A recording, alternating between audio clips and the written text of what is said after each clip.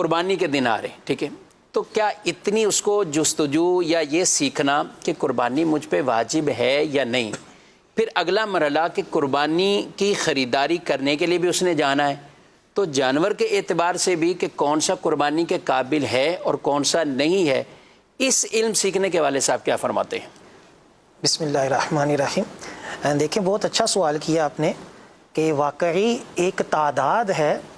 کہ جس کو یہ علم نہیں ہے کہ میرے اوپر قربانی واجب ہے یا نہیں۔ جی جی، بلکہ اگر میں کہوں کہ راؤنڈ اباؤٹ تقریباً 63,000 روپیہ جس کے پاس ہے یا حاجت سے زائد چیزیں جن کی مالیت 63,000 بنتی ہے، صحیح، اس کے اوپر قربانی واجب ہے، تو کئی ناظرین حیران ہوں گے کہ یار اتنی تھوڑی رقم کے اوپر قربانی واجب ہے، کیونکہ 52.5 تولے چاندی کا یہی معیار ہے اس وقت۔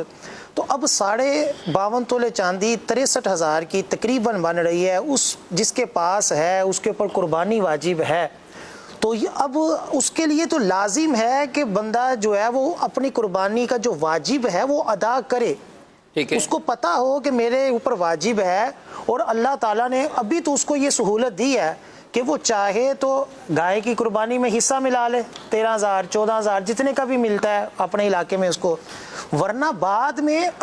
اس کو گناہ بھی ملے گا، اور پھر ایک پورے بکرے کی قیمت جو ہے وہ صدقہ کرنا لازم ہوگی، صحیح، اور پھر گوشت کھانے سے بھی محروم رہے گا۔ تو پہلا تو یہی ہے کہ جس کے پاس جتنی بھی رقم ہے یا سونا ہے یا جس کے پاس حاجت سے زائد چیزیں ہیں،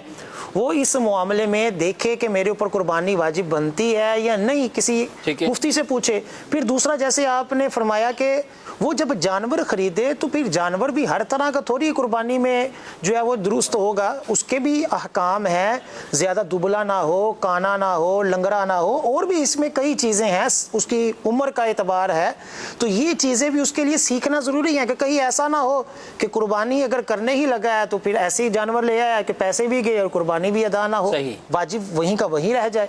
اس اعتبار سے یہ بھی جو جس کے پاس نصاب ہے اس کے لیے تو یہ سیکھنا واجب ہوگا کہ وہ اپنی واجب کو صحیح طرح ادا کرے۔